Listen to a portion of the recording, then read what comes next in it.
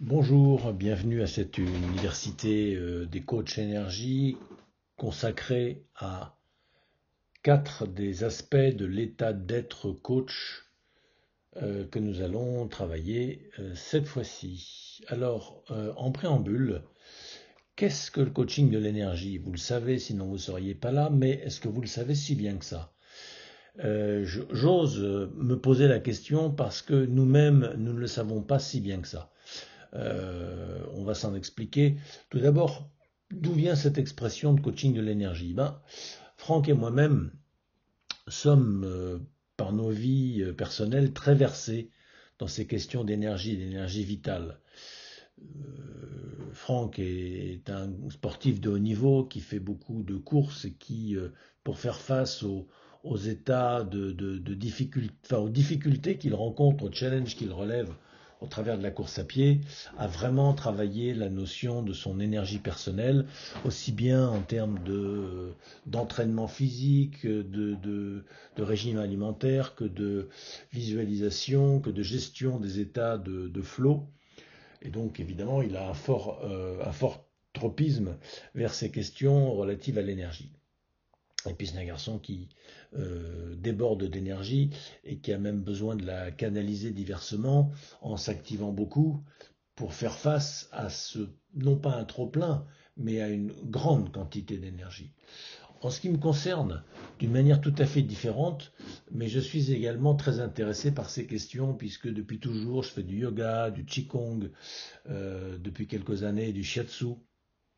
Et donc l'intervention par l'énergie ou sur l'énergie, que ce soit pour se recharger soi-même, pour ouvrir les chakras comme on dit en yoga, ou pour magnétiser ou soigner une personne par un soin de toucher physique sur des points énergétiques qui déclenchent des circulations d'énergie dans le corps, c'est des choses qui me passionnent également. Et finalement, je ne peux pas m'empêcher dans le coaching d'y voir également une intervention sur l'énergie. Le shiatsu, par exemple, certains d'entre vous connaissent, on appuie sur des points le long des méridiens, les points d'acupuncture, et ça déclenche des effets énergétiques sur les principaux organes. Mais au départ, ce n'est pas une pratique énergétique puisque c'est une pratique physique. On appuie mécaniquement avec ses doigts sur le corps du patient. Le coaching n'est pas non plus du magnétisme, c'est une conversation tout à fait ordinaire entre deux personnes qui provoquent des effets sur le système énergétique du client potentiellement. Eh bien, pour nous, le coaching de l'énergie va au-delà du coaching classique et on va tâcher de vous expliquer en quoi. Bonjour. Cette présentation va vous présenter ce qu'est le coaching de l'énergie, quelles sont ses spécificités et qu'est-ce qu'il peut apporter de plus que le coaching classique. Alors d'abord une définition pseudo-scientifique de qu'est-ce que l'énergie, c'est bien difficile à expliquer, donc j'ai repris sur internet, sur un site de vulgarisation scientifique, ce qui est censé être l'énergie. Je vous laisse lire les quelques lignes. Ça n'a pas un intérêt majeur, mais pour les chagrins qui diraient oui, on n'a même pas défini de quoi on parle, et ben voilà, c'est fait. Moi, plus que les théories pseudo-scientifiques et les modélisations, etc., ce qui m'intéresse, c'est, dans le coaching, c'est être pragmatique, c'est pouvoir vraiment aider mes clients. Donc, nous connaissons tous les quatre manifestations classiques et traditionnelles de l'énergie, sous forme du solide, du liquide, du gazeux, de lignée, autrement dit, la terre, l'eau, l'air, le feu. Eh bien, dans le coaching de l'énergie, nous avons identifié qu'il y avait deux polarités dans chaque énergie, la polarité yang et la polarité yin pour parler comme les Chinois, et éviter les sempiternels problèmes. Ah oui, mais pourquoi est-ce que le féminin serait moins et que le masculin serait plus? Bon, écoutez, c'est peut-être comme ça la convention du langage. Moi, j'aime profondément les hommes et les femmes. Je ne fais pas de différence dans l'humanité entre les hommes et les femmes. Pour moi, ce ne sont pas deux races, ce sont deux polarités du même être. Alors après ça, il y en a un qui s'appelle plus, l'autre qui s'appelle moins. pourrait bien s'appeler Tartampion et Tartempeluche, ça ne changerait pas grand-chose. Évidemment, je suis conscient qu'il y a des connotations désagréables accordées à la gauche par rapport à la droite, parce qu'on est adroit ou on est gauche dans ses gestes, alors que les gauchers sont pas plus mauvais que les droitiers, mais dans le langage, on donne la faveur à l'adresse, à la droite, à droit. Bon, il en va de même, et tout ça, ça vient de masculin-féminin, parce que notre société est profondément patriarcale. Il va falloir que ça change, bien sûr, pour équilibrer davantage et qu'il y ait davantage de polarité, mais c'est un long chemin et ce n'est pas notre propos aujourd'hui. Notre propos, c'est de dire que la vie est une sorte de pyramide, c'est une image bien sûr, qui serait sous-tendue par 4 piliers, 8 facettes.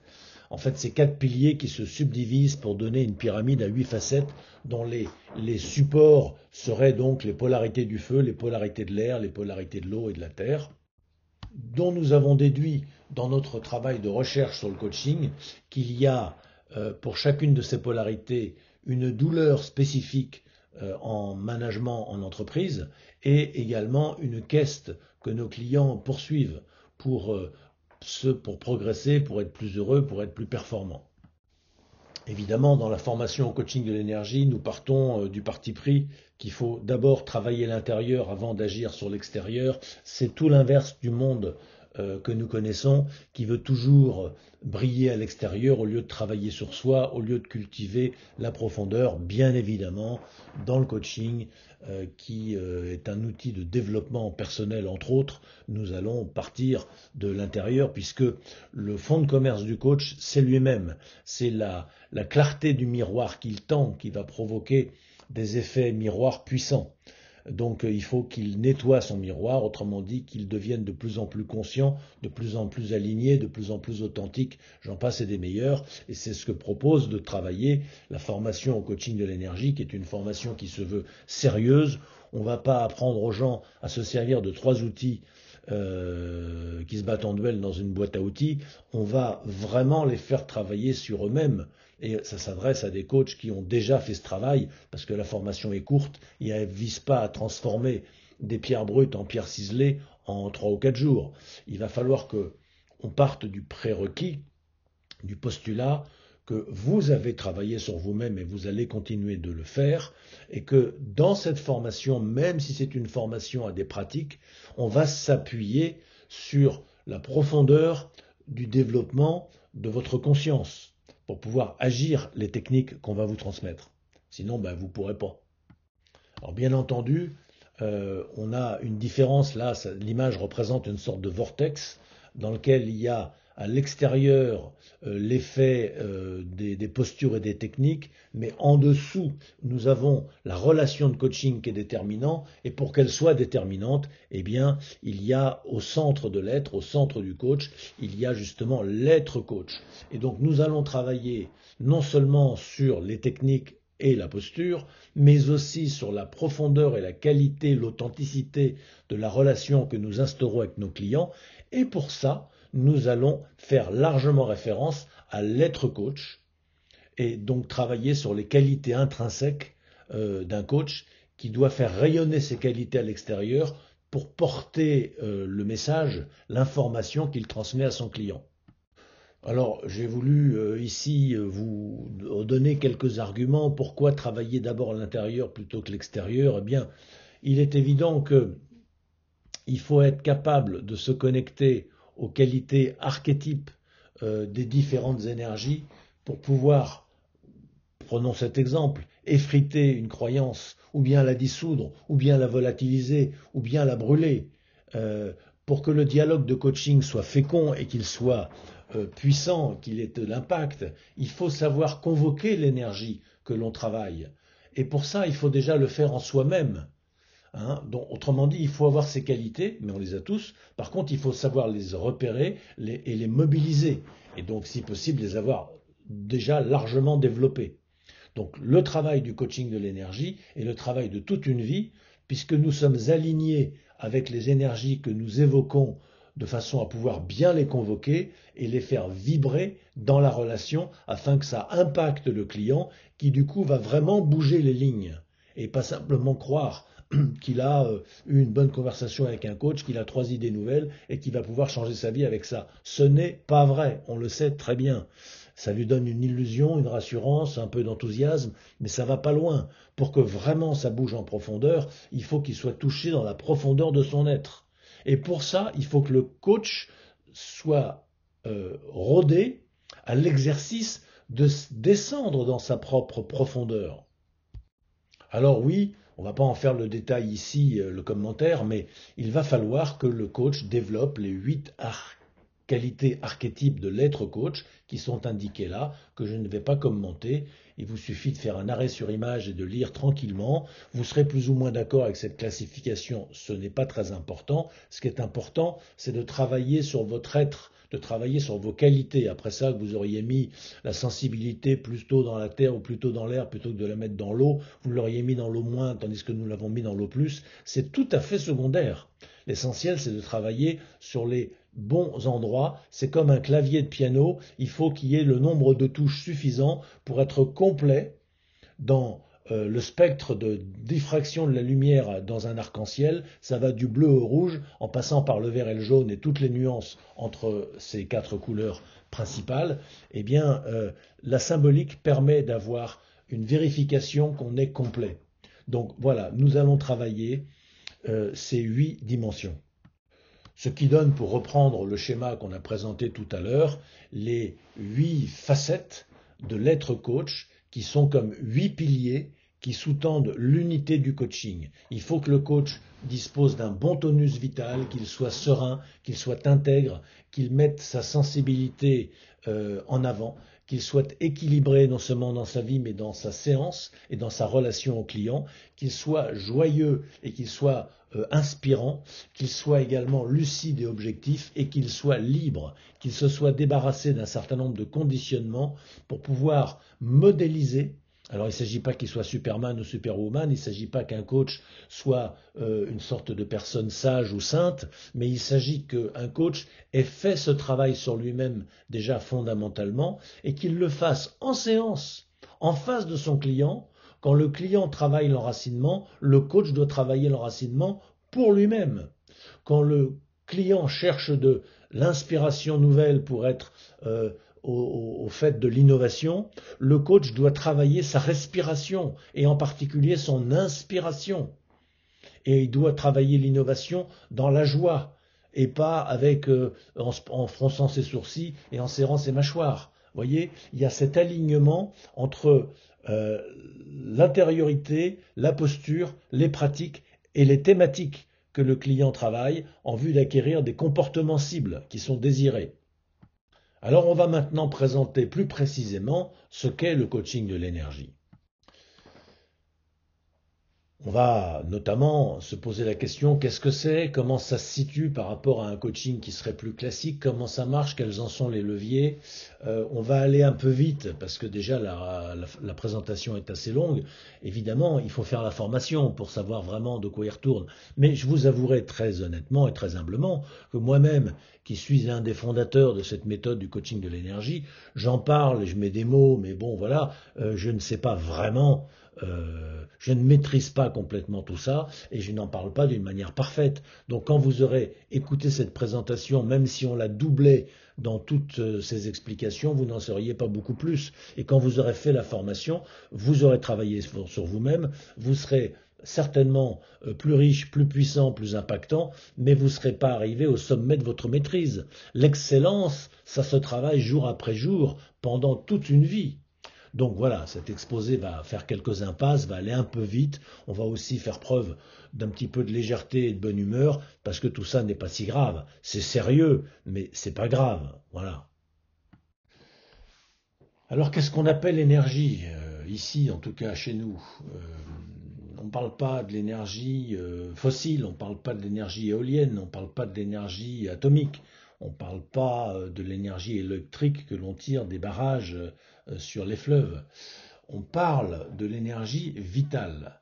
Alors l'énergie vitale, elle n'est pas visible évidemment, mais cela dit, les gens un peu étroits d'esprit qui ne veulent croire qu'à ce qu'ils voient, Donc évidemment, on dit, mais qu'est-ce que vous parlez d'énergie? On ne sait pas ce que c'est votre truc d'énergie vitale. Bon, c'est ridicule parce que, si vous voulez, la pensée, on ne l'a jamais vue non plus, et pourtant on voit bien qu'elle existe et qu'elle a des effets, de même que l'émotion. Euh, on n'a jamais vu l'électricité ou l'énergie atomique avec nos yeux, et pourtant on la constate. Donc voilà, tout ce qui est invisible n'est pas forcément inexistant. C'est une évidence. Enfin, donc ces propos sont presque absurdes. Euh, alors l'énergie vitale est effectivement invisible, mais elle se manifeste. Elle se manifeste évidemment au travers de terre, eau, air, feu, mais également au travers de nous, nos sensations physiques, nos émotions et nos pensées.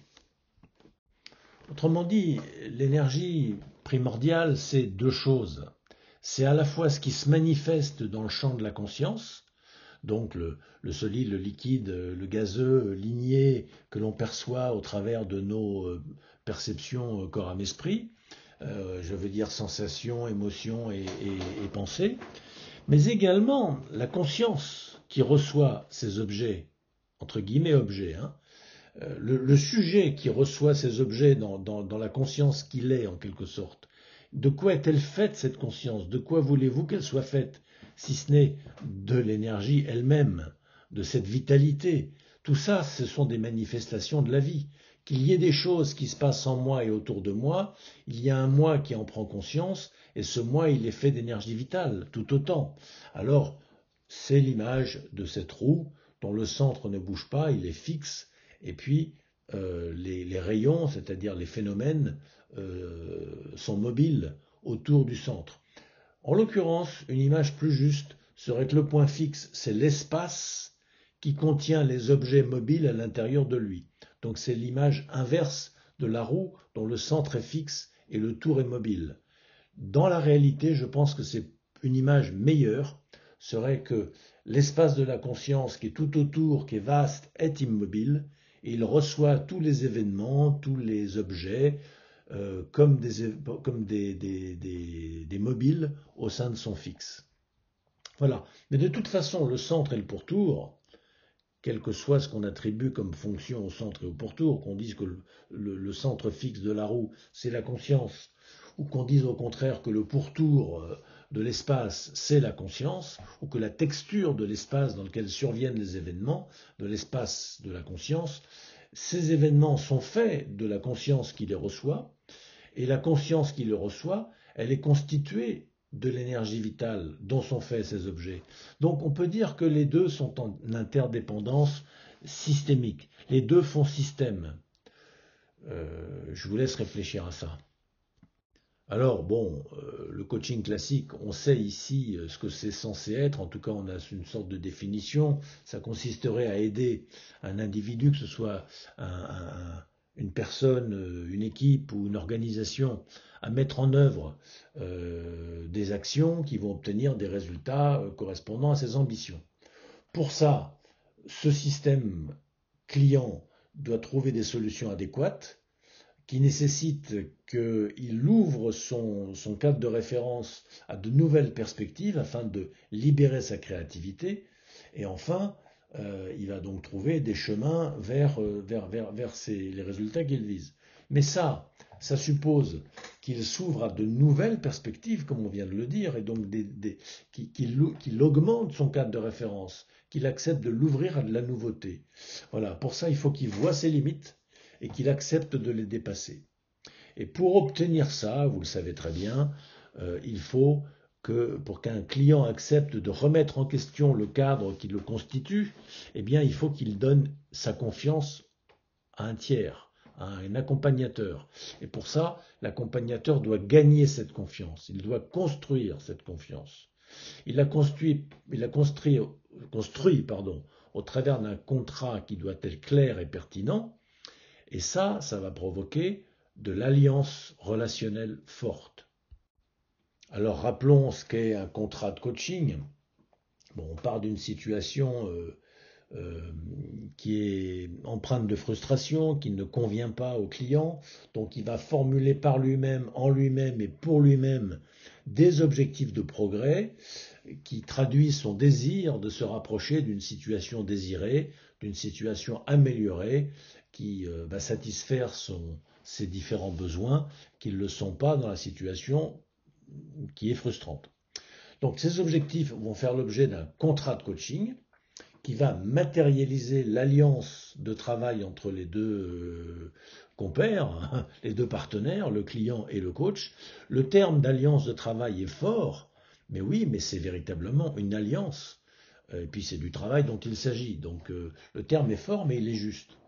Alors les deux partenaires vont imaginer des solutions que le client va pouvoir mettre en œuvre au travers d'actions dont au fur et à mesure du coaching, on pourra mesurer les effets, les résultats, ajuster le tir jusqu'à parfaite réussite. À ce titre, il est évident que le coaching est au service des ambitions du client. Il est donc centré sur l'opérationnel, ce n'est pas des psychopapouilles un peu abstraites, c'est quelque chose de très concret. Bien sûr, quand on parle d'opérationnel, on veut opposer l'opérationnalité à la théorie. Mais pour autant, c'est pas pour l'opposer à la dimension stratégique, qui, dans ce contexte, fait partie de l'opérationnel. Mais je tiens à le préciser parce qu'il ne faudrait pas que des esprits chagrins disent ah oui, le coaching est trop opérationnel, n'intègre pas la dimension stratégique. Bien sûr que si. Là, de même que le travail sur les émotions et le travail sur l'énergie, on va en parler, sont inclus dans la démarche de coaching réellement puissante. Mais c'est toujours centré sur des choses concrètes, sur la dimension opérationnelle, pragmatique de la vie. Voilà, et vous le savez, l'accompagnement de coaching passe par 4 phases. Alors elles ne sont pas forcément homogènes, elles ne se font pas forcément dans cet ordre-là systématiquement, mais d'une manière théorique et d'une manière assez logique. D'abord, il y a l'établissement d'un contrat, ensuite il y a l'exploration du cadre de référence afin d'en situer ce qui bloque et pour pouvoir l'ouvrir. Ensuite, il y a l'élaboration de solutions en libérant la créativité pour construire un plan d'action qui sera ensuite mis en œuvre en essayant de ne pas se laisser polluer par toutes sortes de parasitages, dont la pression des enjeux. Bon, ce ne sont que des rappels, vous savez tout ça certainement très bien, mais c'est important rapidement de le rebalayer, parce que maintenant, sur la base de ce coaching classique fondé sur un contrat clair et pertinent, va venir se soucher l'apport du coaching de l'énergie. Alors avant de parler du coaching de l'énergie, comme on l'avait présenté précédemment, il faut placer le coaching puissant, le coaching classique, mais qui est performant, qui est puissant. Qu'est-ce que c'est qu'un coaching puissant? C'est un coaching qui provoque des changements qui sont situés sur un autre niveau logique que le niveau où est posé le problème ou la demande. Autrement dit, pour parler comme Palo Alto, ce sont des changements de type 2. Ce sont des changements qui amènent le client à remettre en question le système de pensée qui crée le problème qui se pose à lui. Voilà, alors à partir de là, si la prise de conscience qui déclenche les pistes de solution est elle-même au-delà du niveau du problème et au niveau de la demande telle qu'elle est formulée par le client, je répète, si la prise de conscience va au-delà du niveau de la demande formulée par le client, qu'elle challenge le cadre de référence qui conditionne l'expression de la demande, qui conditionne la formulation du problème, alors la solution est réellement puissante et elle va véritablement sortir du cadre de référence, l'ouvrir et le rendre beaucoup plus fort, beaucoup plus pertinent. Dans le coaching de l'énergie va introduire une dimension supplémentaire à cette démarche de coaching puissant, dans la mesure où elle va faciliter et elle va accélérer ce processus. Elle va même en amplifier la puissance, ça va dépendre des fois, mais comment est-ce que va procéder le coaching de l'énergie? Par une action qui va faire levier, qui va avoir un impact sur l'énergie qui relie le client et le coach. Alors, on va s'en expliquer, mais c'est tout l'objet du travail qu'on se propose dans le club et l'université et dans nos formations, d'apprendre à faire cette chose-là, et on va en dire un mot maintenant. comme vous le voyez dans ce petit escalier, il y aurait, alors ce qui n'est pas représenté dans cet escalier parce que ça ne nous intéresse pas, c'est le mauvais coaching. C'est les gens qui font n'importe quoi, qui se mettent à discuter sans structure, éventuellement sans talent, mais ça, bon, chacun fait ce qu'il peut, mais en tous les cas, sans structuration, sans méthode, et qui donnent des conseils à tort et à travers. On voit ça, les coachs sportifs, les coachs alimentaires, les coachs en tout ce que vous voulez. C'est pas du coaching. Nous parlons d'un coaching classique en entreprise ou auprès des particuliers, mais qui a été enseigné dans des écoles sérieuses où on a appris aux gens des protocoles, une pratique professionnelle. Et alors, ce coaching classique peut être plus ou moins médiocre, ou bien être effectivement très impactant. On parlera dans ce cas-là d'un coaching classique puissant. Eh bien, nous estimons que le travail sur l'énergie est d'un apport supplémentaire qui est très précieux parce que ça va ajouter une dimension qui augmente l'impact du coaching. Bon, ceci est une autre représentation de ce qu'on vient d'indiquer. Vous avez le coaching classique et puis vous avez le coaching classique puissant, qui est donc un meilleur coaching que le coaching classique, on va dire ordinaire, qui s'appuie donc sur l'impertinence du coach. Et puis si on y ajoute une sorte de rayonnement autour, la dimension supplémentaire de l'énergie va apporter évidemment encore plus d'impact dans la puissance du coaching.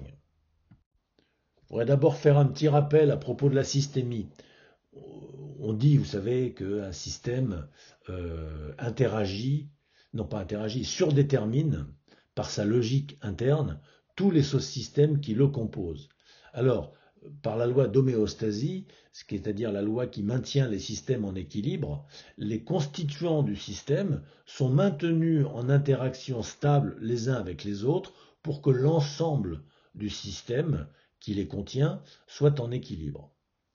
Alors, autrement dit, les sous-systèmes entrent en résonance les uns avec les autres. Ils s'influencent mutuellement pour obtenir des effets sur l'énergie du système client, évidemment à sa demande. On ne s'amuse pas à faire les choses sournoisement dans le dos du client ou en prenant des initiatives qui sont potentiellement mal à propos. Il ne s'agit pas de ça. Il y a toujours une demande qui est formulée par le client, sinon ce serait on pourrait même dire de la magie noire.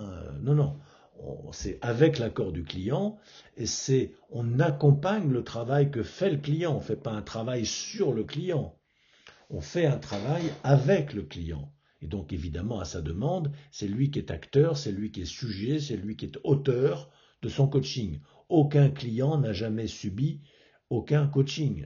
On peut subir une thérapie, on ne peut pas subir un coaching. On est toujours l'auteur, l'acteur, le sujet de son coaching. C'est pour ça qu'on dit que c'est ridicule d'appeler le client le coaché, parce que le coaché est un participe passé. Quand je dis ridicule, c'est exagéré, mais disons que c'est maladroit, parce que ça place le client dans une situation de passif qui reçoit, qui subit un coaching dans lequel l'acteur serait le coach. Et Alain Cardon s'amuse à dire dans ces cas-là, pourquoi ne pourriez-vous pas dire à propos du coach qu'il serait le clienté, car il subirait l'interaction du client. Vous voyez que c'est pas très valorisant de s'appeler le clienté. Pourquoi est-ce qu'on voudrait dévaloriser le client en l'appelant le coaché, c'est-à-dire qu'il subit le coach? Normalement, l'un et l'autre interagissent à parité, et donc il n'y a pas plus le clienté que le coaché, il y a le coach et le client. Alors ça gêne les gens parce que le client, c'est un côté commercial. Mais c'est de la pudibonderie mal placée parce que le coaching, c'est pas de la philanthropie, c'est effectivement une prestation qui est vendue, une prestation professionnelle, comme un plombier vient réparer une fuite. Il ne le fait pas par amitié, par sympathie, il le fait parce qu'on le paye pour le faire. Donc il a un client et il est un artisan prestataire de service, exactement comme un coach. Donc il n'y a aucune raison de dire à propos du client de l'électricien, l'électrifié. Le client de l'électricien, c'est un client, c'est tout. Et bien le client du coach, c'est un client, c'est tout. Voilà. Donc c'est à la demande du client, qui est auteur, acteur et sujet de son coaching, que le coach va donc travailler d'abord sur sa propre énergie pendant la séance. Alors ça, c'est très important de le comprendre, et c'est ce qu'on va travailler pendant cette université.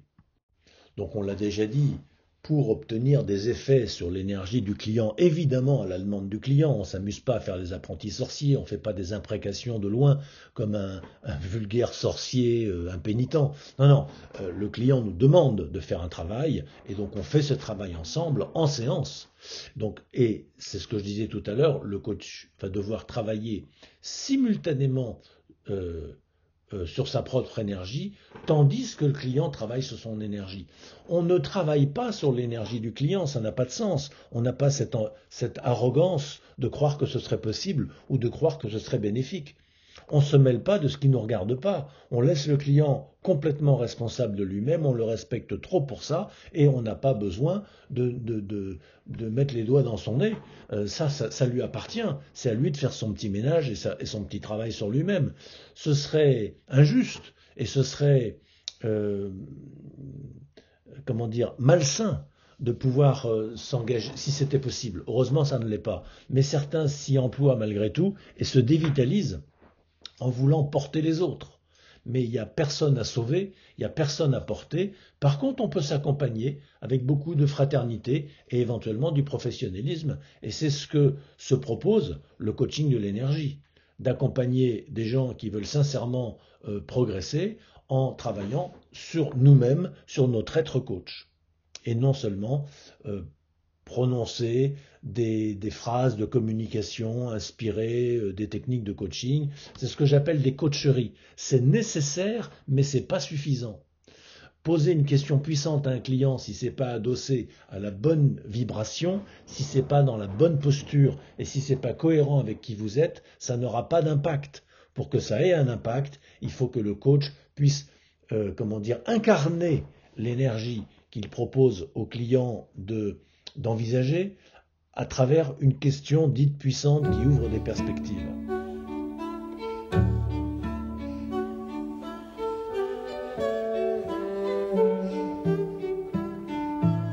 Cette expérience élémentaire présente le phénomène de résonance à l'aide de différents pendules simples couplés. Un pendule simple est constitué d'une masse supposée ponctuelle attachée à une extrémité d'un fil de longueur constante et de masse négligeable. Le dispositif expérimental est constitué de plusieurs pendules simples reliés entre eux par une tige rigide jouant le rôle de couplage. Une autre tige, montée sur un roulement à billes, supporte l'ensemble des pendules. Rappelons que le phénomène de résonance est caractérisé par un transfert maximum d'énergie entre deux systèmes oscillants et couplés. L'oscillateur actif, qui impose une excitation périodique, est appelé l'excitateur. L'oscillateur passif, qui subit cette excitation à cause de la présence du couplage, est le résonateur. Lorsque la fréquence de l'excitateur est égale à la fréquence propre du résonateur, le transfert d'énergie est maximum. Cela se traduit par une augmentation de l'amplitude de vibration du résonateur au détriment de l'amplitude de vibration de l'excitateur. Lorsque toute l'énergie de l'excitateur a été transférée, le résonateur vibre à son amplitude maximale et les rôles des deux oscillateurs s'inversent. La fréquence propre d'un oscillateur est simplement sa fréquence de vibration naturelle lorsqu'il est abandonné à lui-même après avoir été écarté de sa position d'équilibre. Une étude approfondie du phénomène montre que, dans le cas du pendule simple, la fréquence propre est donnée par F0 égale 1 sur 2 pi racine carrée de G sur L, où L représente la longueur du pendule. Par ailleurs, on remarque que la fréquence propre du pendule simple est indépendante de la masse suspendue. En résumé, il y a possibilité de résonance entre deux oscillateurs lorsque ceux-ci ont la même fréquence propre et qu'ils sont couplés.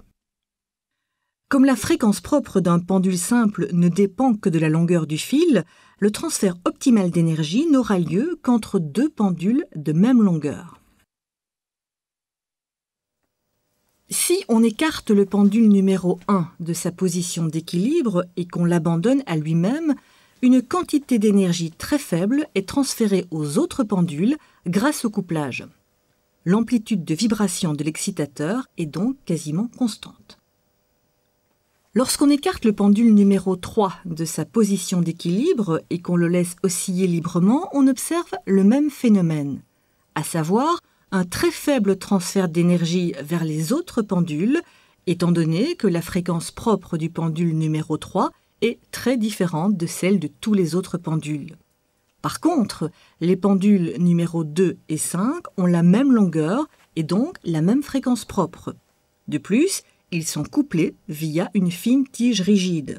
Les conditions de résonance sont maintenant remplies et le transfert d'énergie entre les pendules se traduit par une augmentation de l'amplitude de vibration du pendule numéro 5, c'est-à-dire du résonateur.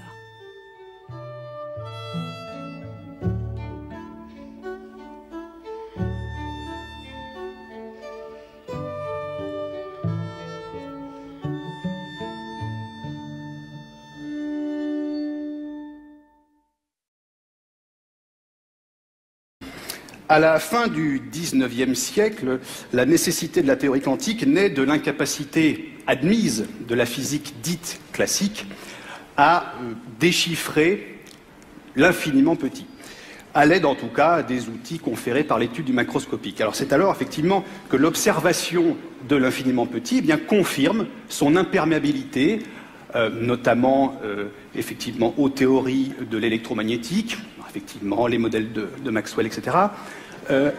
Et c'est alors que Planck, pour la première fois, émet l'hypothèse de la discontinuité des échanges d'énergie,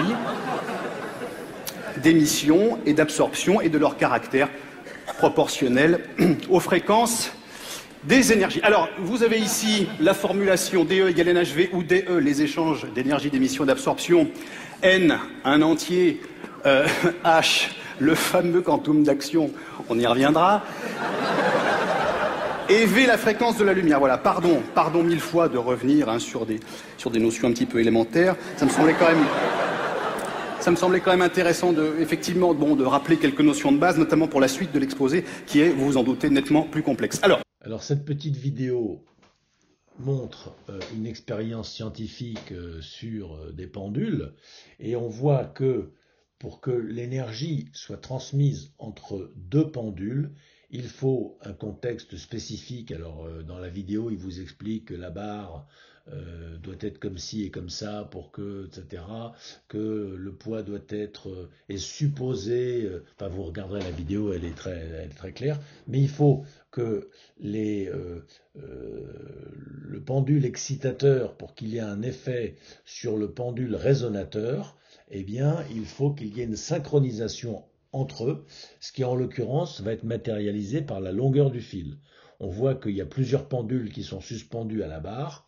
Ceux qui ont une petite ficelle par rapport au pendule qui va servir d'excitateur, le pendule que le monsieur tient dans la main et qu'il va lancer dans une oscillation, va avoir un impact sur tous les pendules, mais un impact maximum sur le pendule qui a exactement la même longueur de ficelle que lui, parce qu'il vibre à la même longueur d'onde. Voilà. Et alors, fait amusant, le pendule excitateur va transmettre de son énergie au résonateur, qui lui va en gagner donc, et puis progressivement, il va presque dépasser l'énergie de l'excitateur, et il va devenir à son tour l'excitateur de l'excitateur qui devient résonateur, et donc ils permutent leur rôle quand l'équilibre est dépassé. Dans la relation de coaching, il y a cela. Le coach envoie de l'énergie au client, lequel renvoie de l'énergie au coach. Et alors, soit ils s'épuisent tous les deux quand ils sont mal alignés, mal assortis, pas bien sur la même longueur d'onde, et ils sortent tous les deux fatigués de la séance, soit au contraire, ils arrivent à se mettre en résonance l'un avec l'autre, ils se synchronisent sur un plan... alors il y a plusieurs plans, il y a le plan émotionnel, il y a le plan mental, il y a le plan physiologique, tout ça on va appeler ça sur le plan énergétique. S'ils arrivent à rentrer au même diapason, ils vont se renforcer l'énergie l'un l'autre, et le coaching va être bon pour le client et bon pour le coach, qui à la fin de sa journée aura dépensé de l'énergie, mais il se sera également beaucoup rechargé, il se sera beaucoup inspiré, donc il ira se coucher fatigué mais heureux, et finalement exactement comme, je ne sais pas moi, un paysan qui travaille les champs et qui aime ça, ou qu'un cuisinier qui aime faire de la cuisine. À la fin de la journée, il est fatigué parce qu'il a travaillé, mais il est rechargé parce qu'il fait ce qu'il aime. Alors nous, on travaille avec des êtres humains. Donc les êtres humains, quand ils sont chargés d'énergie, ils ont les yeux qui brillent, ils ont bonne mine, ils sont pleins de gratitude, ils sont très heureux, ils rayonnent de bonheur potentiellement, et donc ceci nous réénergise, nous aussi, qui sommes un peu les accompagnateurs de cette amélioration de leur niveau vibratoire. Alors, dans le coaching de l'énergie, on vous a appris dans les formations, si vous avez lu nos textes, qu'il y a une symbolique terre, eau, air, feu. Elle donne un fil rouge à notre vision du coaching qui est extrêmement précieux parce que c'est simple, c'est parlant et c'est cohérent. On parle des 4 aspects de la posture de coach. Je rappelle le coach qui a un regard positif, le coach qui propose une relation paritaire, systémique et authentique, le coach qui, dans le 3e aspect de la posture, est impertinent et propose des questions puissantes qui déstabilisent l'ordre établi du cadre de référence figé de son client, qui est problématique. Et puis enfin, le coach catalyseur des décisions qui challenge le client. Voilà, ce sont autant d'aspects de la posture. On parle des 4 étapes de l'accompagnement, contrat, ouverture, solution, engagement. On parle des 4 catégories de besoins, des 4 catégories de demandes, des 4 catégories d'objectifs. On parle des 4 niveaux de relation, des 4 niveaux d'écoute, des 4 niveaux d'insight, etc. Tout ça est très simple et clair. Ça permet de structurer le travail, mais le coaching de l'énergie ne s'arrête pas finalement à l'usage symbolique feu air eau terre qu'on aurait pu aussi bien appeler bleu vert jaune rouge ou ABCD. Ça va beaucoup plus loin et c'est ce qu'on voudrait vous proposer maintenant d'explorer avec nous, c'est que au-delà d'avoir une vision bien claire et bien structurante de la pratique du coaching, comme on l'a dit, le coaching classique et le coaching classique puissant, on va parler du coaching classique puissant sur l'énergie, puisqu'on va agir en tant que coach avec l'énergie, comme on l'a dit tout à l'heure, pour faciliter l'accès au client des résultats qu'il vise. Alors oui, le système énergétique du coach au sens large va booster le système énergétique du client, même si on a dit que l'effet miroir agit dans l'autre sens également, après et simultanément. Au début, peut-être c'est le client qui inspire le coach lui renvoie des questions, et ensuite le client renvoie de l'énergie à travers ses réponses, et ainsi de suite. Alors qui de l'œuf ou de la poule a commencé, je laisse Alexandre Astier en parler mieux que moi, puisque vous avez vu cette petite vidéo sympathique et humoristique. Mais il est clair qu'il y a une résonance systémique sur le plan énergétique entre le client et le coach quand la relation se passe bien, quand l'accompagnement est efficace. Alors, un coach, dans sa vie, d'une manière générale, ça travaille sur soi, évidemment, puisqu'il sait que son outil de travail, c'est le miroir qu'il offre. Ce miroir doit être propre. Donc il doit être propre de ses transferts, de ses projections, de ses interprétations, de ses jugements. Nous verrons dans cette université, dans la séquence consacrée au training sur l'eau, qu'on va travailler à ne pas se livrer à des interprétations, à ne pas se laisser déborder par des jugements inconscients de notre part, etc. Et on va également veiller à ne pas rentrer dans des jeux de manipulation, soit qu'on en soit la victime, soit qu'on en soit l'auteur, pour rester le plus intègre et offrir un miroir le plus propre à notre client. Voilà, alors le coach travaille sur lui-même, bien sûr, mais il va le faire, ce travail sur lui-même, non seulement dans sa vie de tous les jours, et puis depuis des années, pour pouvoir être un coach performant. Il ne faut pas qu'il se soit inventé coach il y a 5 minutes, il faut qu'il travaille sur lui depuis longtemps. Plus il aura travaillé sur lui-même, plus son miroir sera profond, perspicace, pertinent, chirurgical, etc. Bien sûr. Ça ne veut pas dire qu'il faut attendre d'être un vieux barbon décati pour commencer à coacher. Mais quand même, on ne peut pas coacher quand on a 15 ans, ou alors on va coacher de manière extrêmement fraîche et naïve. Mais au fur et à mesure que l'expérience de la vie nous attendrit, nous bonifie, comme un bon vin, eh bien le coaching va devenir plus humain, plus profond, plus percutant, etc. Voilà. Alors, ce que va faire le coach, qui est justement dans un grand niveau de maturité, c'est que non seulement il a travaillé dans sa vie, mais il va surtout travailler sur lui-même pendant la séance, parce qu'il sait que l'effet systémique, c'est maintenant que ça se passe.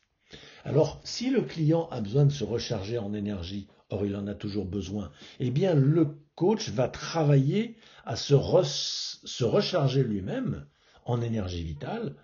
Pendant la séance, il va s'enraciner dans ses sensations corporelles pendant la séance. C'est ainsi qu'il va offrir la meilleure disponibilité vitale et mentale à son client. Non seulement il va lui offrir un meilleur mental et un meilleur vital au service de la conversation, mais surtout il va booster la vitalité et il va renforcer le niveau de mental du client. Grâce au coach, en présence du coach, sans que le coach ne dise rien ou ne propose aucune question, mais il dira des choses, il posera des questions, mais avant même ça, la simple clarté mentale du coach a un effet sur la clarté mentale du client. Alors vous allez dire, c'est merveilleux, c'est fantastique, est-ce que c'est pas un petit peu miraculeux, tiré par les cheveux? Ben écoutez, c'est possible qu'on parle là d'une manière un petit peu positive, enthousiaste. Après ça, on n'est pas toujours Superman, on n'est pas toujours au mieux de sa forme.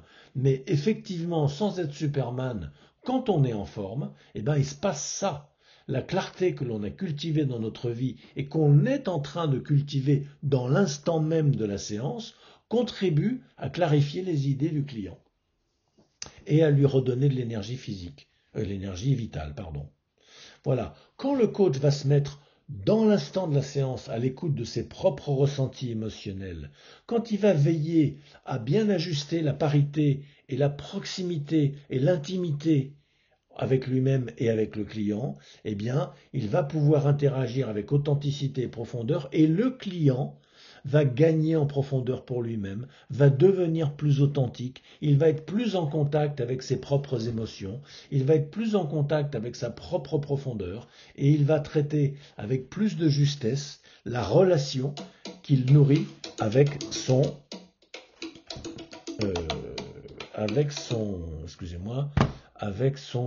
problème. Troisième point, quand le coach accueille, et vous reconnaissez là la dimension de l'air, on a travaillé se recharger en vital, c'était la terre, se mettre à l'écoute des ressentis émotionnels, c'est l'eau, et maintenant l'air, accueillir l'espace problème du client, dans un espace de conscience du coach, qui doit être non jugeant, qui doit être non limitant, de telle façon à ce que, étant très vaste, on puisse respirer à l'intérieur. Ça va donner de la respiration au problème. Et le client va enfin pouvoir... Il va pouvoir soupirer d'aise. Il va pouvoir se libérer d'un certain nombre de tensions qu'il portait quand il évoquait son problème. Tout d'un coup, le problème va se desserrer en partie. Et donc, ça va libérer la créativité du client par effet de contamination positive.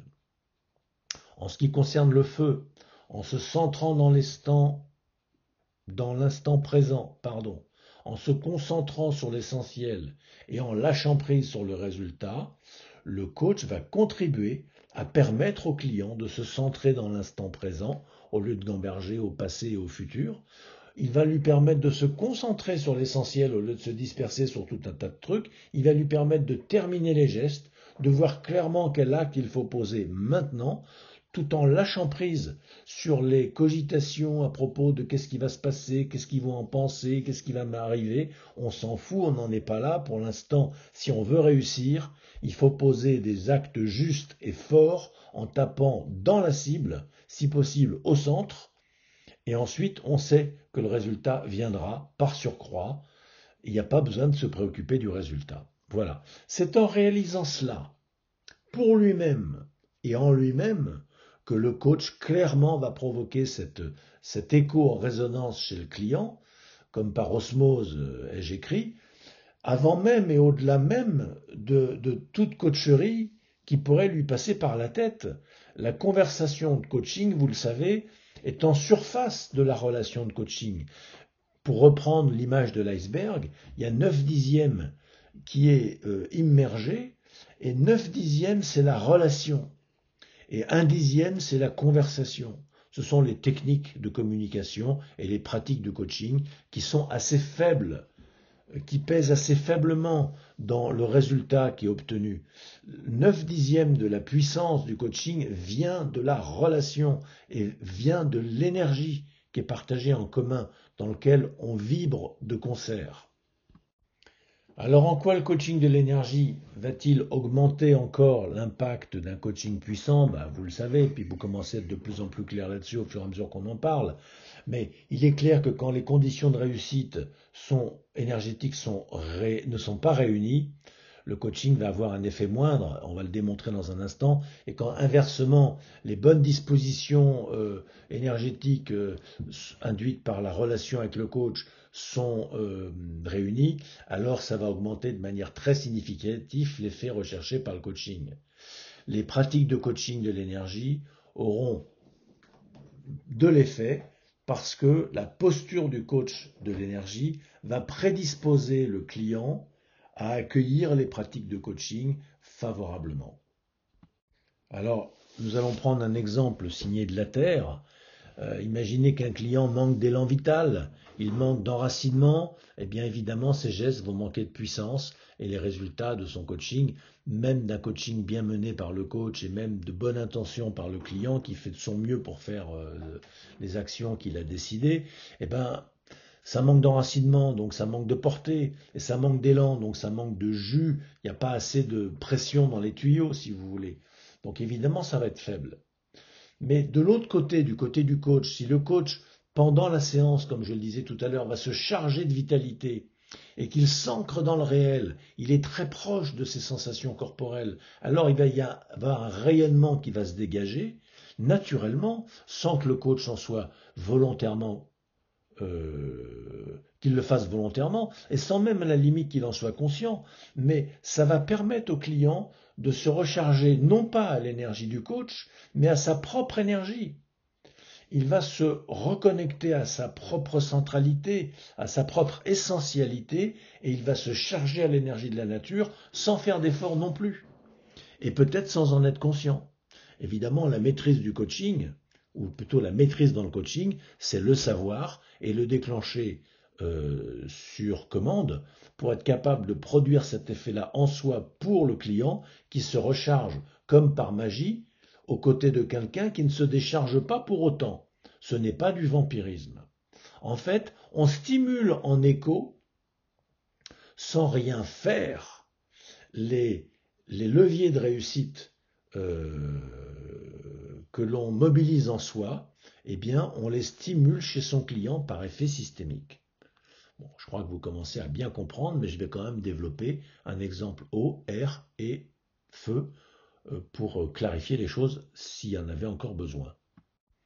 Alors, on imagine qu'un client qui serait complètement dans son mental, qui serait coupé de ses émotions, évidemment, quand il va prendre des décisions, elles ne seront pas incarnées avec la souplesse, avec la nuance, avec le tact, avec le cœur, et donc ça va manquer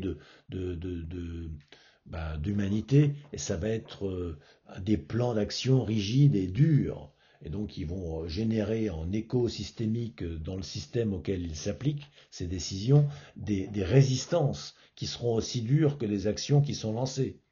Si le client est trop enfermé en lui-même, souvent ça va de pair, et dans son mental, il est coupé de la relation, y compris avec le coach, la conversation de coaching risque d'être un peu à sens unique. Et elle va tourner en rond dans l'espace problème, parce qu'on ne laisse pas suffisamment d'espace au coach, on ne lui donne pas assez de place ou d'importance pour qu'il crée de la valeur auprès du client. Du coup, le client n'accueille pas bien les coacheries, ne reçoit pas bien les pratiques de coaching qui lui sont proposées, et donc elles ont un effet moindre.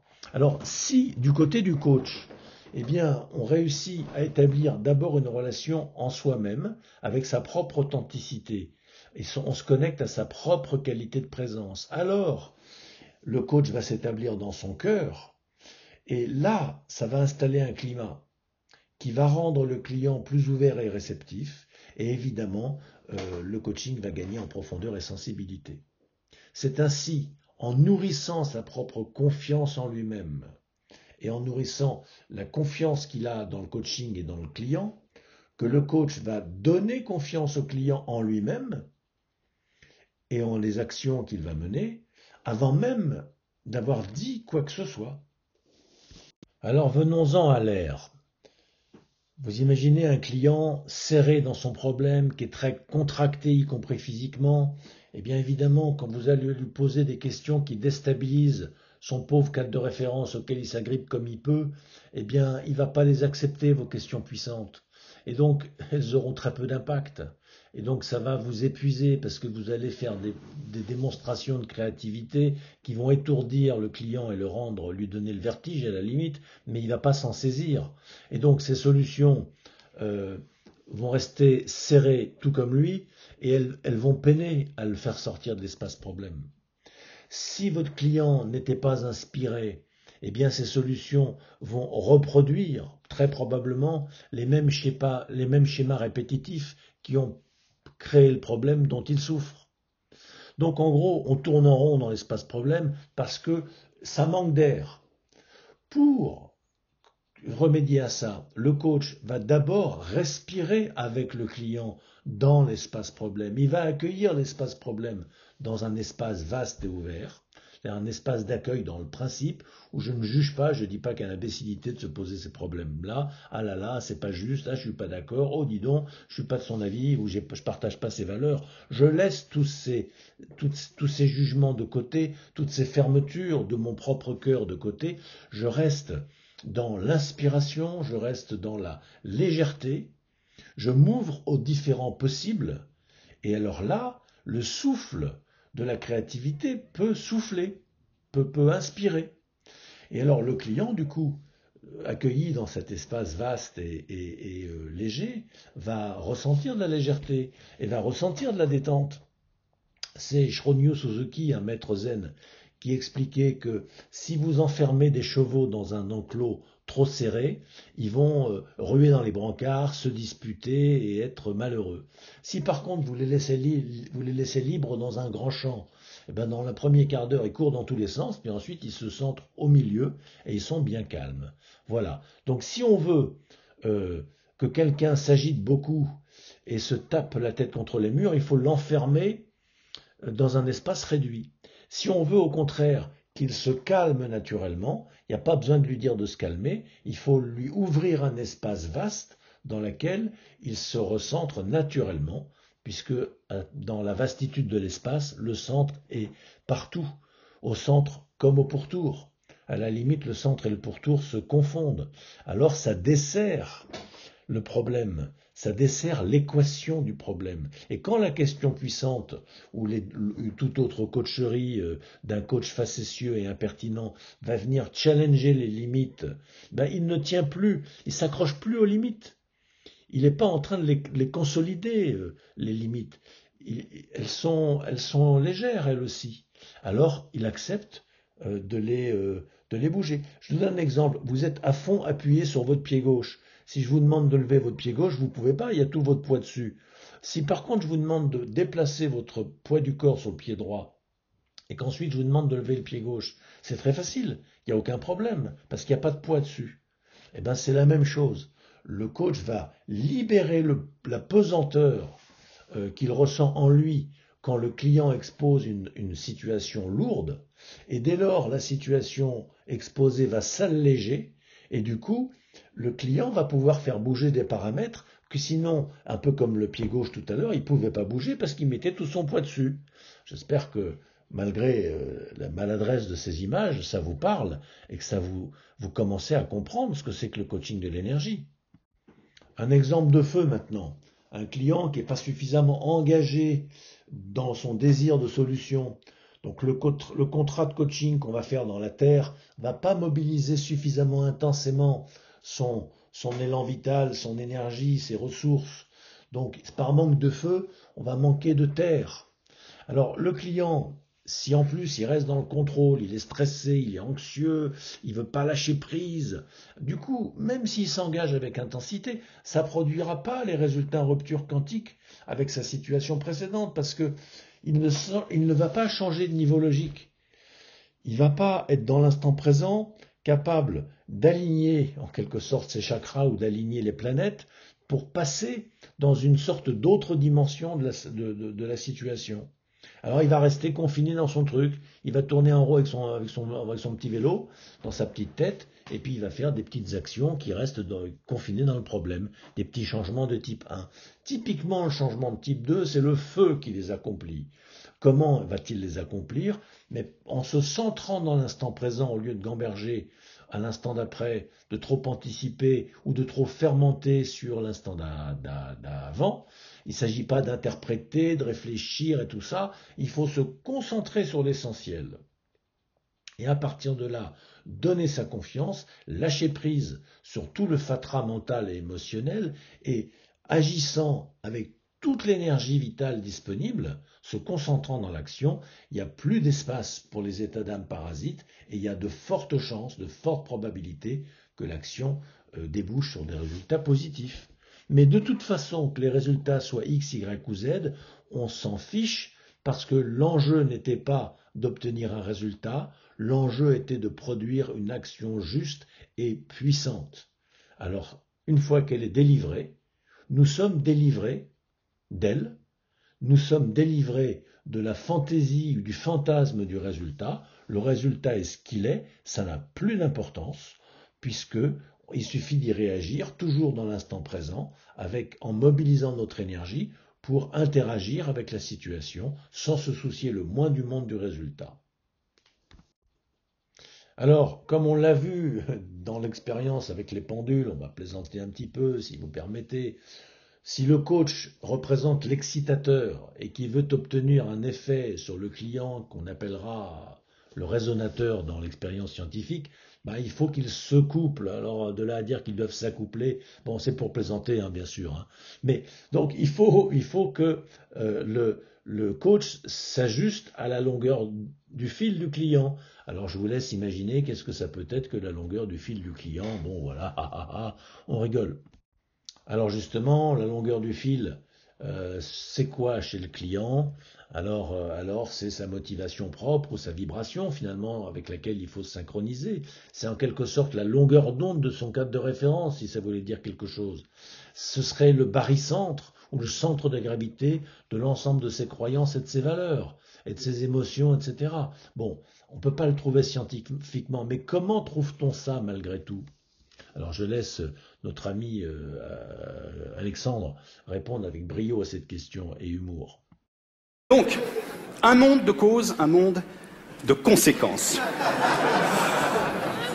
L'œuf, conséquence de la poule, conséquence de l'œuf. Quel binôme célèbre, s'il en est, du monde des causes et des conséquences. Eh bien, envisageons ce soir un troisième élément, le coq, s'il vous plaît. Le coq, à la fois élément capital et secondaire de la relation œuf-poule. Car, secondaire, tout le monde sait pourquoi, primordial, car il faut qu'il féconde l'œuf pour que celui-ci donne naissance à un poussin, etc., et redonner naissance au fil des causes et des conséquences.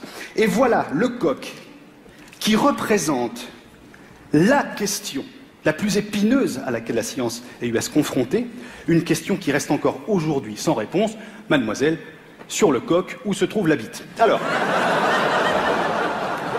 on a procédé à un sondage, donc sur 100 physiciens interrogés, enfin il n'y en avait pas 100, il y en avait... 83. 83, voilà, donc pour passer de 100 à 83, nous n'utilisons pas, nous, la règle de 3, la règle civile de 3, parce que bon voilà, on utilise une règle un petit peu à nous, qui est la règle de 3 puissance 1 fois 1 sur 3 multiplié par 3.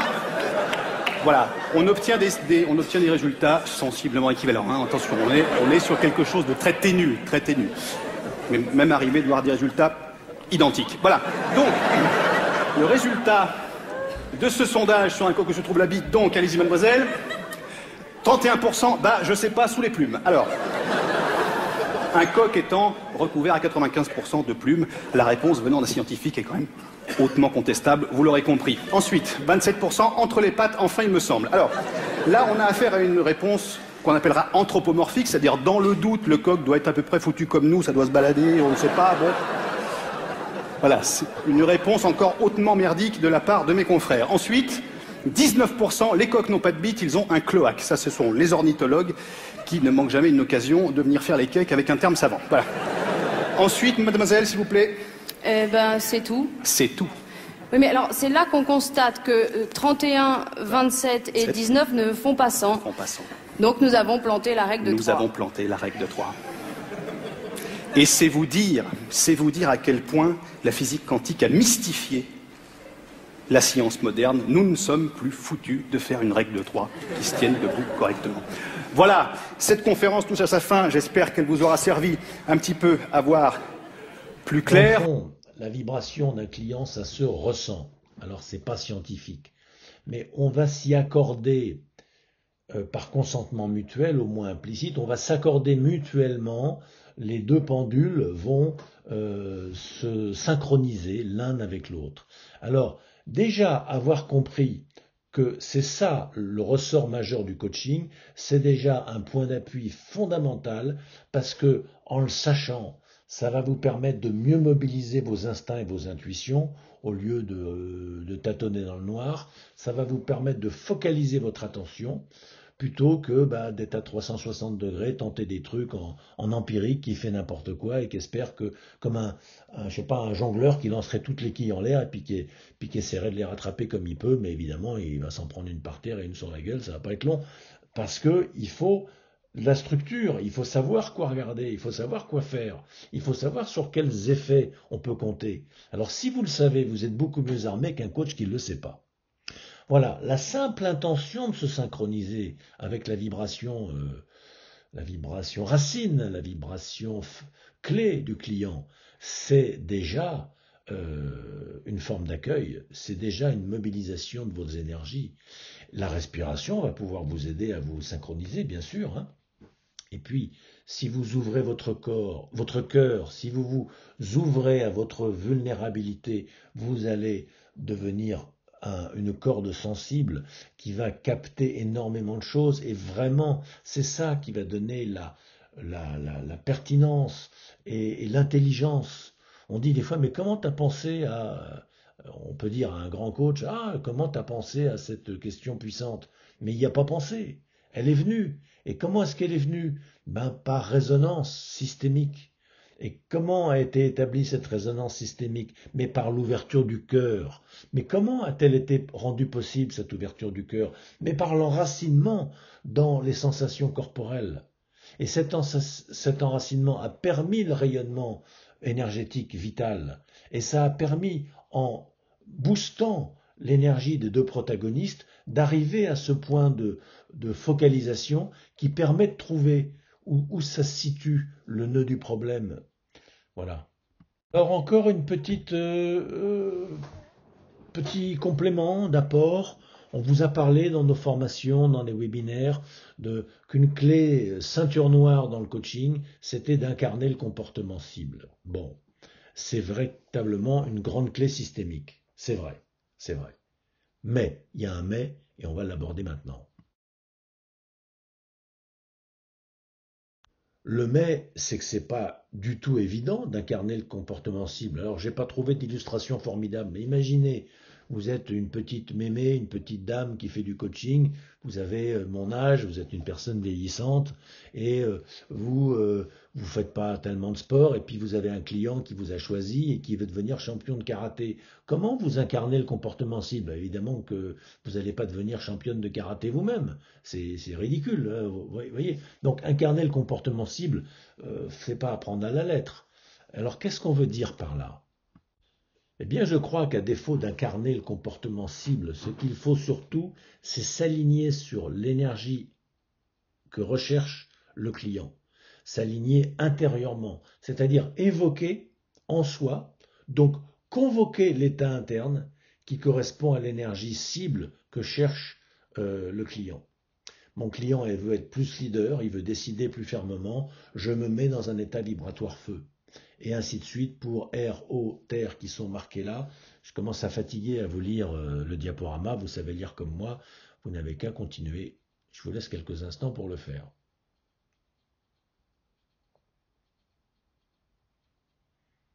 Il est évident que c'est en évoquant cette énergie, pour ça il faut être familier, pour ça il faut la comprendre, il faut l'étudier, il faut regarder le feu, il faut regarder l'eau, il faut sentir l'air, il faut toucher la terre, il faut s'appuyer sur la terre, il faut vraiment pratiquer dans la nature avec les énergies pour sentir tout ça. Parce qu'ensuite quand vous revenez dans un bureau de coaching dans une ville, eh bien vous allez savoir visualiser, évoquer ces puissances et les mobiliser en vous, parce que vous avez la présence de ces 4 énergies dans votre propre corps, et au-delà de ça, dans votre champ de conscience, vous allez pouvoir évoquer, tel un mage, ces forces pour les mettre à contribution dans la relation de coaching.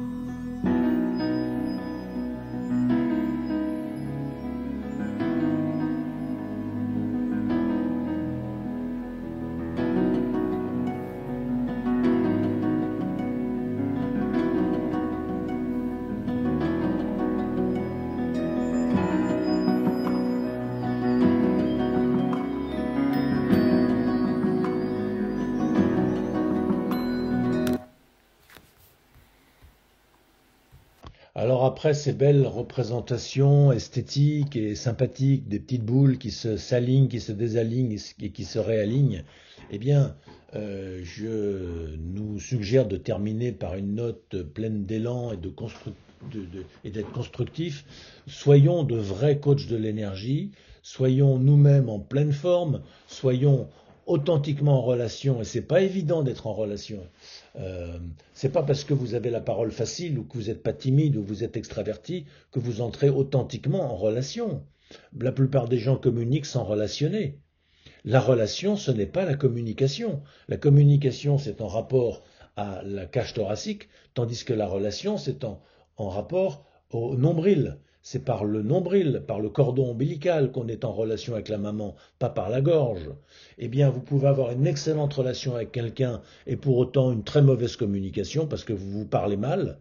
Et puis, vous pouvez aussi avoir une très bonne communication, avoir un discours très policé et pourtant avoir profondément du mépris les uns pour les autres. Donc voilà, la communication et la relation sont 2 choses différentes. Entrer en authentique relation, c'est ne pas avoir peur de l'intimité, c'est être capable de descendre dans la profondeur, et ce, sans aucune confusion, ni tentative fusionnelle. Donc ça s'apprend, mais c'est merveilleux, la relation, il n'y a rien de plus beau au monde. L'être humain est merveilleux. Alors c'est pour ça que quand on l'aime vraiment, on n'a pas tellement envie de perdre du temps en small talks et en petites conversations dérisoires ou en grandes diatribes intello sur pour ou contre ceci dans l'actualité ou je sais pas quoi. Personnellement, je n'aime pas les conversations. À part la conversation de coaching parce que le client est vraiment motivé pour faire un travail et là, pour obtenir ce qu'il désire, il va accepter d'entrer en relation. Et moi, c'est mon métier de faire ça. Donc je le fais en spéléologue, je descends profondément en moi-même et dans la relation, dans lequel je m'investis complètement, on va dire par amour, même si, une fois la séance terminée, j'ai pas du tout envie d'aller boire un verre et de commencer à discuter des imbécilités, de qu'est-ce qu'on a vu à la télé, ou du match de foot, ou de l'actualité, ou de ce genre de choses. Ceci ne m'intéresse pas. Est-ce que les gens ont fait un voyage? Est-ce qu'ils ont pris des jolies photos au Vietnam? Est-ce que leurs enfants jouent à un sport ou font de la musique? Eh ben, tant mieux pour eux. Moi aussi, j'ai des enfants, moi aussi, je fais des voyages, mais j'ai pas besoin d'en parler. Parce que le temps de la séance est tellement intense qu'après, c'est fini. Et personnellement, je préfère vivre dans l'intensité que de me répandre en superficialité. Après ça, chacun fait comme il veut. Et je critique pas les gens qui ont le sens de la relation, on va dire facile et superficielle. Je les envie même. Là, je vous parle un peu de moi par sympathie, mais je suis un peu un sociopathe, comme disait Sherlock Holmes, là, ou Sherlock Holmes, un sociopathe de haut niveau. Quelqu'un qui n'aime pas tellement les relations avec autrui parce qu'elles sont frustrantes. Pour autant, dans le cadre du coaching, je trouve le moyen d'avoir des relations non frustrantes et vraiment authentiques. Donc j'insiste sur cette énergie de l'eau, parce que le coaching est un métier fondamentalement marqué par l'énergie de l'eau. Alors certes, c'est une démarche contractuelle, relationnelle, inspirante et centrée sur les résultats, mais le clou du spectacle, c'est là que tout se joue, c'est dans l'eau. Quand l'eau est bonne, on va pouvoir ouvrir le cadre de référence du client par des questions puissantes qui vont provoquer de l'insight. Et c'est l'insight qui va déclencher une action mue par le désir et la vision bien focalisée. Voilà, donc il faut qu'on soit, pour terminer le petit schéma joyeux et rayonnant, qu'on soit lucide et surtout focalisé sur l'essentiel. Il ne faut pas se disperser dans nos métiers et dans la pratique de la séance. Il faut trouver où se trouve l'essentiel pour le client et ne pas le lâcher à cet endroit-là. Voilà les amis. Donc dans la formation, on va travailler tout ça. Si vous voulez savoir comment, le programme et tout ça, les contenus, eh ben, il y a des papiers qui parlent de ça. Moi, je ne vais pas raconter cette histoire-là. Je vous ai raconté celle-ci. Et puis, si vous voulez en savoir plus, eh ben, vous nous contactez et puis on vous expliquera le détail.